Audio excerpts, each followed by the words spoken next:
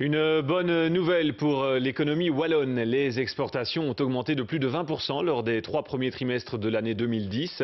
C'est la plus belle progression depuis 10 ans. Illustration dans une société de Sprimont qui fabrique entre autres des stations d'épuration. C'est un reportage signé Frédéric Sacré et Anne Ludgen.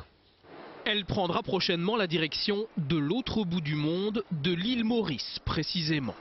Capable d'épurer les eaux usées d'une dizaine de familles, cette station biologique, c'est un produit purement wallon, aujourd'hui commercialisé dans une vingtaine de pays.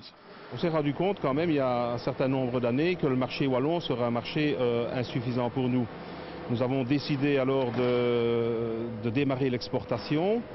Et on s'est vite rendu compte de la difficulté pour une PME, parce qu'il faut beaucoup investir dans la représentation, il faut aller chercher ces marchés, il ne faut pas les attendre. En 2007, après 10 années de prospection peu fructueuse, la société liégeoise enregistre ses premiers gros succès à l'export. Aujourd'hui, au travers de contrats avec hôpitaux, hôtels et centres commerciaux, elle détient par exemple 90% du marché rwandais.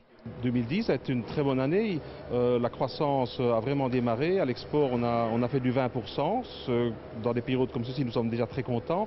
Par contre ce qui nous fait vraiment plaisir c'est le démarrage de l'année 2011 puisque là on parle d'une croissance et je pense qu'on ne se trompe pas de 100%. Une tendance à l'optimisme généralisée en Wallonie, car avec une croissance moyenne de 20% l'an dernier, soit la plus importante depuis 10 ans, nos exportations ont retrouvé leur niveau d'avant-crise avec une progression très spectaculaire hors Union européenne. Ce qui veut dire que les entreprises ont bien compris notre message de base, qui était de dire aller vers les pays BRIC, aller vers les pays émergents, aller vers là où la croissance est la plus forte et où les tailles de marché sont également les plus grandes. À Sprimont, on en est convaincu, un énorme défi attend désormais bon nombre d'entrepreneurs wallons. Trouver dans les années à venir la main-d'œuvre plus ou moins qualifiée qui permettra de répondre à la demande venue de l'étranger.